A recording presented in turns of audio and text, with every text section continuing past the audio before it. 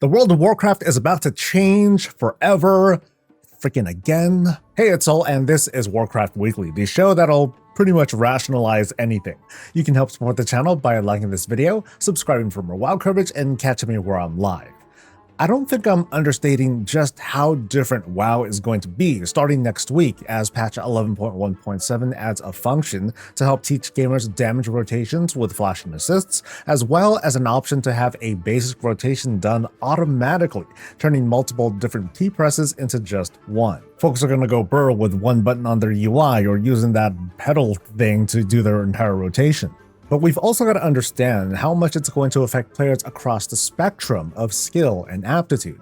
There's lots of hyperbole being thrown around, and the facts behind it aren't entirely unfounded, which has been stoking incredible fears among some players.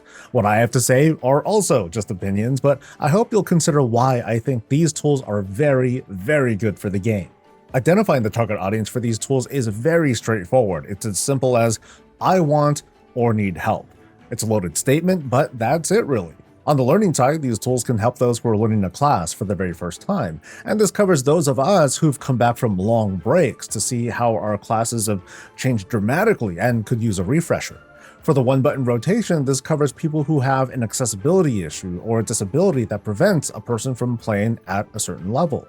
It covers very young people who look at a keyboard and they're like, what? It helps a lot for people who play WoW on mobile devices or use a controller and want that customization. It frees up a lot more buttons for defensives and crowd control and so on. It covers those who are less interested in gameplay that involves a full rotation in the first place, and I guess specific to healers, it lets them free up their hotbars for easy damage when everyone's fine. Some of the controversy folks are kicking up includes this rude awakening because, hey, this button might just let players who are used to performing their rotations actually perform better if they just use the one button.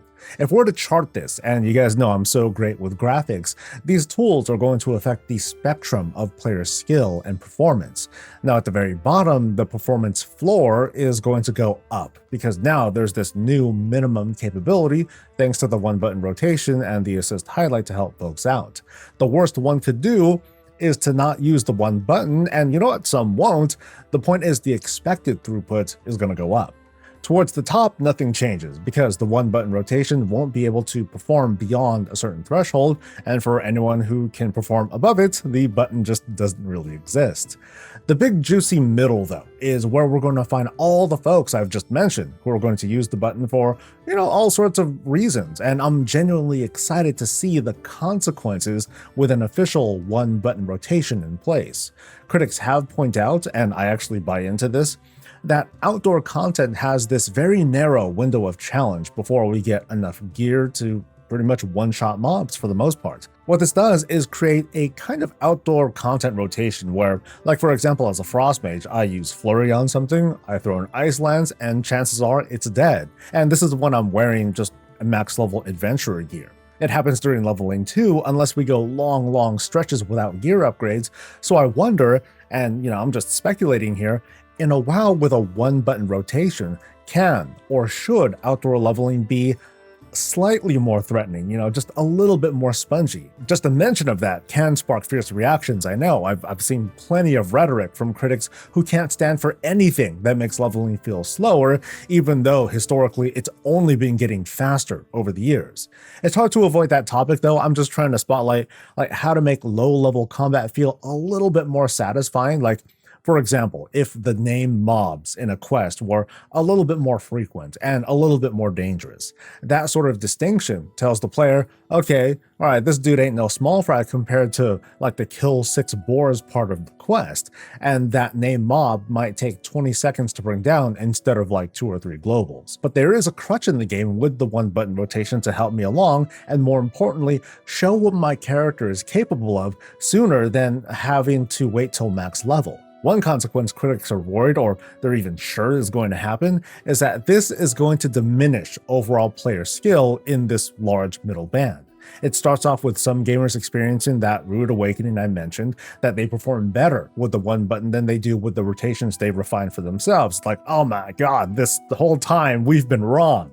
Players might get lazy and complacent and rely on this one button for as long as they're able to, and run the risk of being too lazy to break that plateau. Worst case, the devs will retune the game around the one button, resulting in combat feeling simplified or easier, tailoring difficulty to this one button crowd.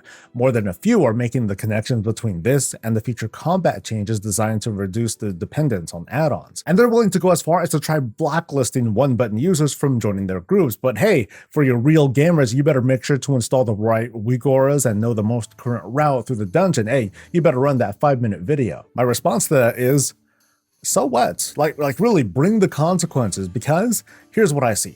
I see more players seeing their performance improve than diminish. And for those players who do find the one button rotation makes them perform better, or at least it frees up the concentration to execute on mechanics, they'll have to ask themselves down the line if they want to continue improving on their own by taking the training wheels off and improving the rotation on their own. And if they're happy where they're at, really, who are we to judge? It's just more players being able to enjoy the game. Returning players won't feel so dependent to running to guides because their class got revamped again. That's the one critique I have about this whole thing. It's a double-edged sword that World of Warcraft has very regular class revamps where, say, if someone took a break during Shadowlands or sooner and came back now, oh man, it's a very different game, and you almost need to relearn your class from scratch. Now, it's great that the game keeps changing and, kind of keeps us on our toes. These tools will help with that, but the devs set the situation up in the first place. Whatever the case though, let me know your thoughts. I don't consume lore unless it's inside the game is an old conversation, but one I want to bring up thanks to the recent short story released early this week. It's the most recent, but we've also had short stories and presentations for The War Within and the initial Undermine patch. Regarding this week's short story featuring Farron, who also does the narrative, there's already plenty of debate going on about her character and the writing and all these things that I think are subjective takes. I happen to consume WoW's story in a very non-critical way, as in my reactions are limited to oh, cool, I'm excited to see what's next, and that's kind of it.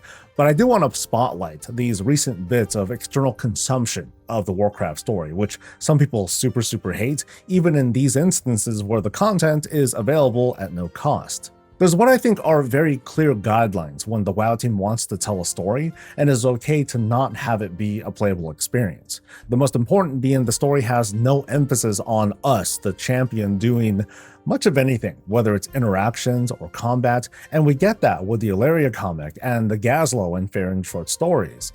I think that's the big one, because, hey, sure, we could have some in-game questline where we escort Ilaria to this tavern, a very exciting walking questline, and maybe they'll have to put on a magical disguise. You see what I mean, when the game can actually kind of restrict storytelling because it's gotta get all the gamers to participate somehow. Maybe these could have been snazzy cinematics instead. That's kind of a fair take. This recent audio was about an hour long and could have been condensed into a 3 to 5 minute cutscene instead. But especially in the case of building up a new character, would that be enough to flesh out their motivations? Or would it be enough for Farron in this example to just up and leave Halifal and leave the details to our imagination for some in-game book item we read? I'm not sure. One factor I don't think made much of an impact on this decision-making includes the strike with the Screen Actors Guild, where many voice actors for video games and voiceovers and audiobooks went on strike. I couldn't find any facts, but there's a high likelihood Blizzard reached an agreement with the union to have its actors, many of whom voiced notable Warcraft characters, let them continue working during the strike. Notably Renzik, who's a higher profile character at the start of the Undermine patch, they had no voice, which means he wasn't part of this agreement. Instead of recasting him with a non-union actor, which would have been really scummy, they just left the voice out instead. Recent developments indicate the strike may end very soon, which could mean his lines will be recorded and be put in a separate patch. I'm only speculating that, but that'd be a good way to wrap things up. My question is, how big of a concern is this to you? The consumption of entertainment comes in many forms, and I'd like to hear more from people who would rather see fewer of these pipelines be used and have Warcraft be consumed in this paid subscription game. Or maybe the greater point is we should be able to sit down and consume the entire narrative in a consistent and cohesive flow that the game sets for us. I look to those numerous Final Fantasy XIV cutscenes, and who knows, maybe perhaps in the future we'll see something like lore walking eventually take over on this front, but for now, that's the show. So, game-changing patch coming next week, no big deal, and despite some people's expectations, we're likely to hear about patch 11.2 and Season 3 probably sometime next week unless we learn more after this recording, and did we?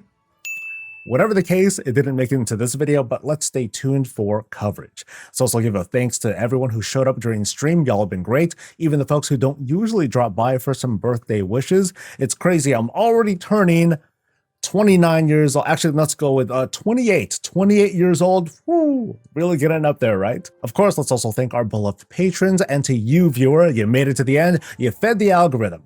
Please like the video, subscribe for more WoW coverage, catch me live, and I'll catch you later. Stay safe, stay healthy, and stay breezy.